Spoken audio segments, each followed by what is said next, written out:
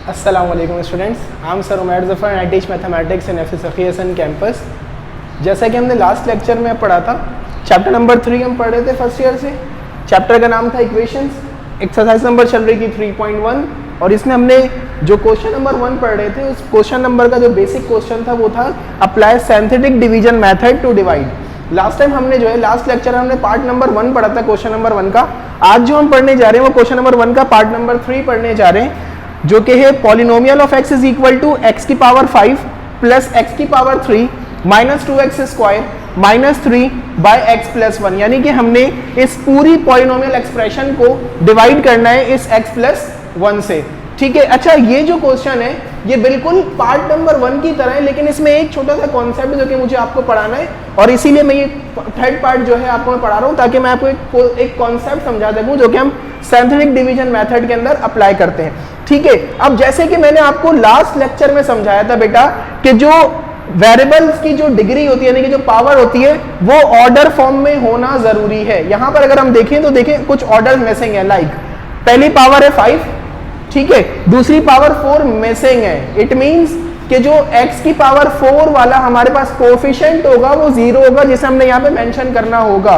किस तरह से वो हम देखते हैं अभी। फिर x की पावर 3 है, फिर x की पावर 2 है और देखें x की पावर 1 मौजूद नहीं है बल्कि कांस्टेंट मौजूद है यहाँ पर।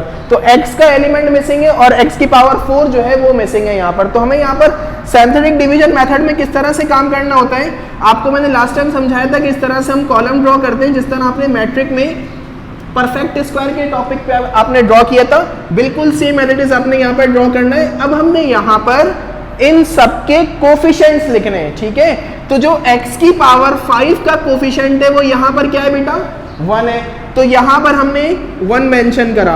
अब x की पावर 5 के बाद किसका आना चाहिए था, x की पावर 4 का, और क्योंकि x की पावर 4 मौजूद है नहीं, इट मींस कि यहाँ पर यकीनन x की पावर 4 के साथ क्या मौजूद होगा, 0 मौजूद होगा, क्योंकि 0 मल्टीप्लाई x की पावर 4 से हो गया 0 हो गया, तभी x की पावर 4 यहाँ पर मौजूद नहीं है। इट मींस कि x की पावर 4 का कोफिशिएंट हमें यहाँ पर मेंशन करना है, क्योंकि हमारे जो वैल्यूज हैं जो कोफिशिएंट्स हैं वो डिग्री के हिसाब से होने चाहिए। ठीक है, डिसेंडिंग ऑर्डर में होने चाहिए हमारे पास। तो हमने यहाँ पर x की पावर 4 का हमने कोफिशिएंट मेंशन करा जो कि 0 है।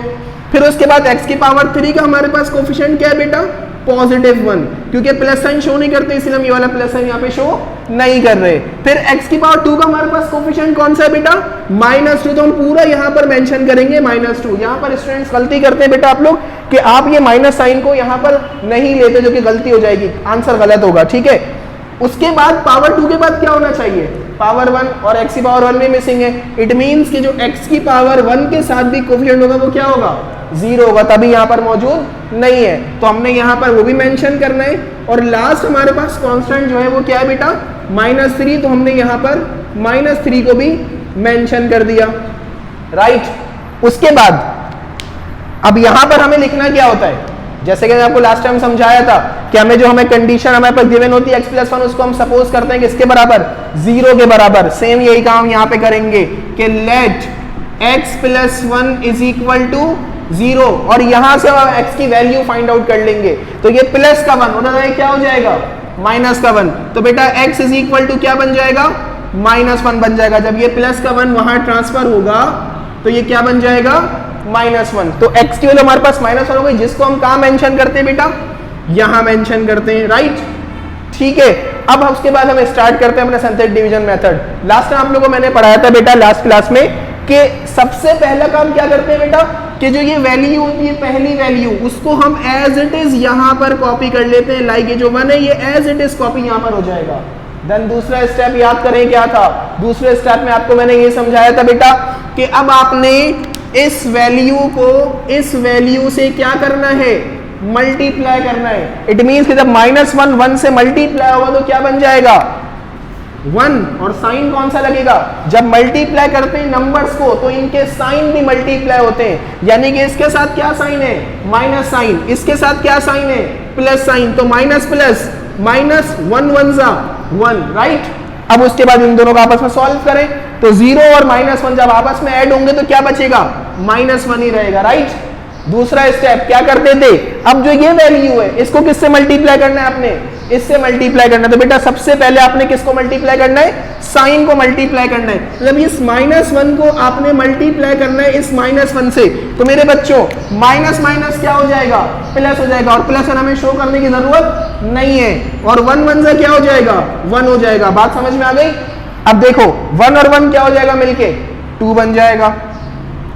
फिर वही वाला स्टेप हमने रिपीट करना है। अब ये 2 किससे मल्टीप्लाई होगा? -1 से। तो पहले किसको मल्टीप्लाई करना है? पहले साइन मल्टीप्लाई होंगे, ठीक है। तो ये माइनस और ये प्लस, माइनस प्लस माइनस, 2 1 जा 2। अब देखें ये -2 और ये -2 आपस में इसको हमने जो है वो सॉल्व करना है। तो बेटा माइनस माइनस क्या होता है? प्लस होता है। 2 और 2 क्या बन जाएंगे? 4 बन जाएंगे। और साइन कौन सा लगेगा? माइनस का। क्यों? क्योंकि माइनस माइनस होता तो प्लस है, लेकिन साइन हमेशा बड़े नंबर का लगता है। अब यहाँ पे बड़ा नंबर कौन है? कोई सा भी नहीं है, दोनों सेम नंबर है, तो दोनों के साथ माइनस साइन है, तो कोई सा भी माइनस हम यहाँ पर यूज कर लेंगे। बात समझ में आ गई? तो माइनस माइनस होता प्लस है, 2 और 2 हो जाएंगे प्लस होके 4, लेकिन साइन माइनस का ही लगेगा। इसकी मिसाल बिल्कुल ऐसी जैसे आपने 2 रुपए उधार लिए हुए किसी से, फिर आपने 2 रुपए और उधार ले लिए, आपके पास कर्जा हो गया है 4 रुपए का। तो ये 4 रुपए बेसिकली आपके पास एक नेगेटिव वैल्यू कर्जा है वो, ठीक है। इसकी मिसाल बिल्कुल ऐसे ही थी। अब -1 4 को किससे मल्टीप्लाई करना है आपने बेटा? -1 से। तो देखो माइनस माइनस प्लस, 4 1 जा 4। अब एक सवाल कि सर यहाँ पे आपने माइनस माइनस प्लस करके साइन माइनस का लगाया, तो यहाँ पे आपने जो है वो साइन माइनस का क्यों नहीं लगाया? क्योंकि बेटा यहाँ पे हम कर रहे थे एड, यहाँ पे हम क्या कर रहे हैं? मल्टीप्लाई। तो मल्टीप्लाई में साइन बड़े नंबर का नहीं लगता, मल्टीप्लाई में साइन भी मल्टीप्लाई होने के बाद लगता है। तो देखो ये माइनस और ये माइनस, माइनस माइनस क्या होता है? प्लस होता है। तो प्लस साइन यूज होगा, क्योंकि हम इसको और इसको आपस में क्या कर रहे हैं? मल्टीप्लाई कर रहे हैं, ऐड नहीं कर रहे। बात समझ में आ गई? तो 4 1 जा इसीलिए हुआ 4। अब 4 + 0 इज 4। अब ये 4 किससे मल्टीप्लाई होगा?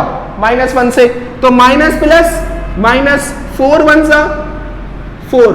तो ये -4 और -3 आपस में माइनस माइनस क्या होता है? प्लस। 4 और 3 कितने? 7। साइन किसका? बड़े नंबर का। बड़ा नंबर कौन है? 4। 4 का क्या साइन है? माइनस। तो ये माइनस साइन लग गया। जब ये पूरा सॉल्व हो जाता है तो आपको मैं लास्ट टाइम बेटा बताया था कि जो लास्ट टर्म आपकी होती है उसे हम क्या कहते हैं? उसे हम कहते हैं रिमाइंडर। क्या कहलाता है बेटा? ये रिमाइंडर। बात समझ में आ गई?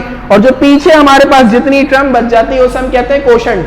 आपको मैंने लास्ट टाइम समझाया था कोशेंट की हमें स्टैंडर्ड फॉर्म यहाँ बनानी है, और हमने आपको बताया था कि इसको सपोज हम करेंगे कि लेट इसको हम सपोज कर लेंगे कि ये हमारे पास है 1 जो कि a है, b हमारे पास क्या है? -1, c हमारे पास क्या है?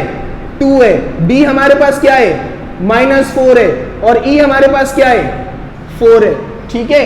तो अब अगर हम कोशेंट की जनरल फॉर्म लिखेंगे, या इसको आप कह लेंगे कोशेंट की हम यहां पर लिखते हैं अगर स्टैंडर्ड फॉर्म, तो कोशेंट की स्टैंडर्ड फॉर्म अगर हम लिखते हैं तो आपको मैंने पढ़ाया था बेटा कि लास्ट टर्म कांस्टेंट, उसके बाद first degree, second degree, third degree of variable and fourth degree of variable. इसका मतलब ये x की पावर 4 होगी, ये कांस्टेंट, ये x स्क्वायर, ये x क्यूब और ये x की पावर 4, ठीक है। तो इसी तरह से हम इसको मिला के लिख देते हैं कि भाई a x की पावर 4 प्लस b x की power 3 plus c x square plus d x plus e, ठीक है। अब अगर हम इसको लिख देते हैं, इसकी अगर हम फॉर्म अगर लिखें, इसको हम नंबर्स की फॉर्म में जो हमारे पास बचा हुआ है, तो a इज 1 यहां पर शो नहीं करते वेरिएबल के साथ, इसलिए सिर्फ हम क्या लिखेंगे बेटा? x की पावर 4। नाउ b हमारे पास क्या है? -1, तो जनरल टर्म में से प्लस साइन हट जाएगा और प्लस माइनस क्योंकि माइनस होता है इसीलिए हम माइनस साइन, और x की पावर 3 के साथ क्या है? 1 है। फिर वही वाली बात 1 हम शो यहाँ पर नहीं करेंगे, तो हम सिर्फ x क्यूब शो करेंगे और साथ में हम ये माइनस साइन शो करेंगे जो 1 के साथ था, राइट। उसके बाद हमारे पास c इज 2, तो c हमारे पास है 2 और x स्क्वायर। उसके बाद प्लस d हमारे पास है -4, तो बेटा यहाँ पर प्लस क्या आ जाएगा? -4x plus and last term is e हमारे पास है 4। तो ये हमारे पास क्या बन गया? कोशेंट बन गया। और हमारे पास जो रिमाइंडर था वो रिमाइंडर क्या बना? रिमाइंडर हमारे पास बचा -7, ठीक है। तो ये हमारा बन गया आंसर। आपको लास्ट टाइम मैंने बेटा पढ़ाया था वेरिफिकेशन का भी तरीका कि अगर मैं इस कंडीशन में अगर x की जगह -1 पुट करवा दूं यहां पर, तो जब सॉल्व करके आंसर आएगा मेरा तो वो क्या आएगा, -7 आएगा। तो इसको आप वेरीफाई करके भी देख सकते हैं। अच्छा, मैंने लास्ट लेक्चर में आपको फर्स्ट पार्ट कराया, इस लेक्चर में मैंने आपको थर्ड पार्ट कराया। होप कि आपको ये समझ में आया होगा।